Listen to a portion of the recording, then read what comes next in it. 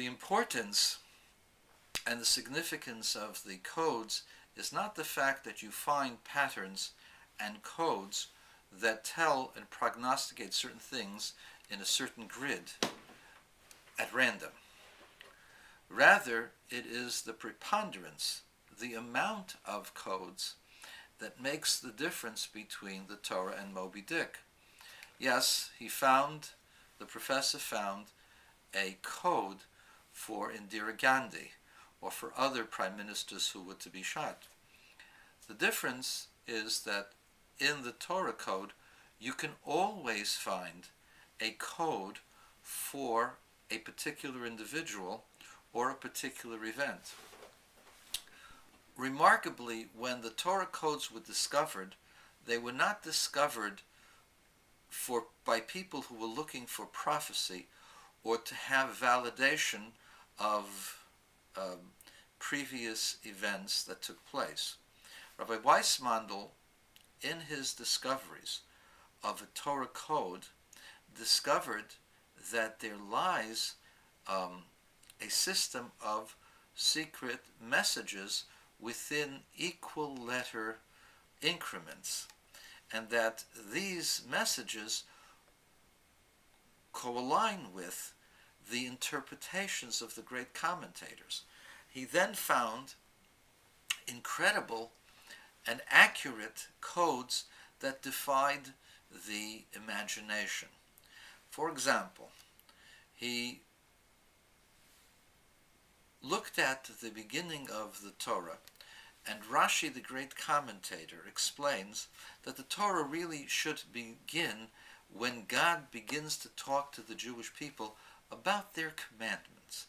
And this first commandment that God gave them was when he spoke to Moses and told them to assign new moons and to set up a system, a calendar system, to set up the Jewish year. And this is found in the book of the Exodus in what is called Parshas Bo. And there, he said, if that's the case, that the real Torah, meaning Torah being the book of instruction of Torah law, then there should be a hint here in that particular chapter about all of the Torah laws. Tradition has it there are 613 commandments in the book of the Torah. That's the tradition that we received from before the Talmud, before the Mishnah, from the prophets, that there are 613 commandments, perhaps all the way to Moses. The 613 commandments are found in this Torah. It's not clearly stated in the Torah, it's a tradition.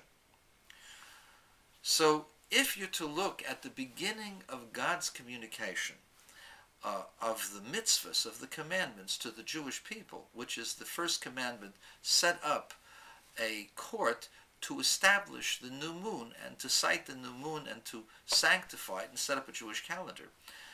If that's the first commandment, since that's the beginning of the commandments, it should be, and we assume that the Torah is like a DNA, then it should be a seminal point which incorporates and encapsulates all of the future commandments that Moses was to assign to the people of Israel.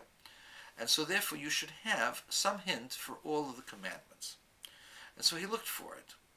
Now, in the course of Jewish history, there never has been a book to include all the 613 commandments at one time except for one. The Talmud doesn't cover all 613 commandments, neither does the Mishnah. Incredibly, it covers most of it, but doesn't cover all of it, because there are commandments that are not articulated. For example, the commandment to believe in God. It's a commandment. It doesn't say anywhere you should believe in God. The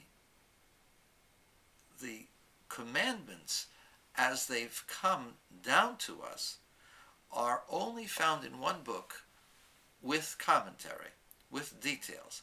And that book was written by a 12th century scholar by the name of Rabbi Moses ben Maimon, known by his acronym as Rambam, and by his Greek name Maimonides, son of Maimon. His famous book that encapsulated all the 613 commandments is known as the Mishnah Torah, the repeat of the Torah.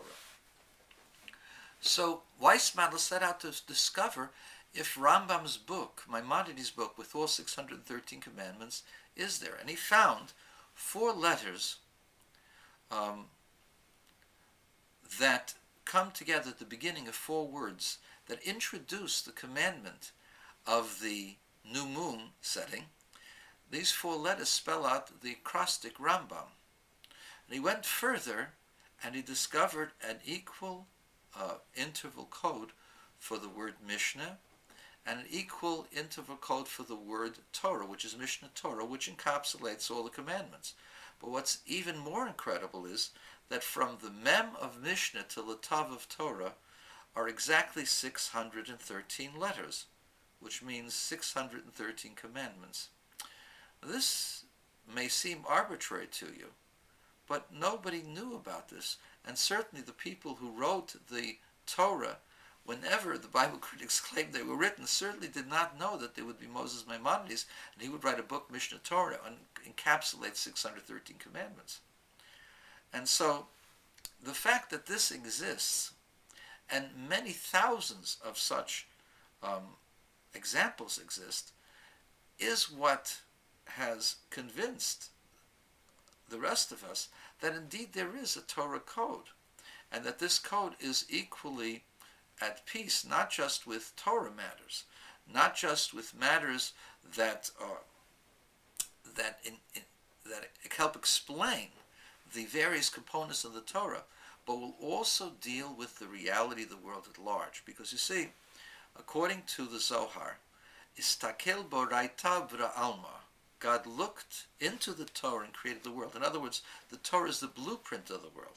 And according to the doctrine of Chassidus, the Chassidic master Rabbi Yisroel Baal Shem Tov taught us, is that the world is created through the letters of the Torah. It isn't just that God looked in the Torah and saw the pattern for creation, but rather the words themselves are the energy through which the world is created. And that all of you and all of the cosmos and the quarks and the subatomic particles and the bacteria and everything that exists all have letters of the Torah that give them life, give them existence. And therefore, for anything significant such as a person and an important event, there should be a place in the Torah where we can identify it. And what they've discovered is that they can. And it's not like Moby Dick. Moby Dick doesn't have anything like the Torah codes. It doesn't even come close. Yes, you can find codes even in the New York Times. And I have another suggestion for you. It isn't that Moby Dick is part of the DNA of the world. Rather,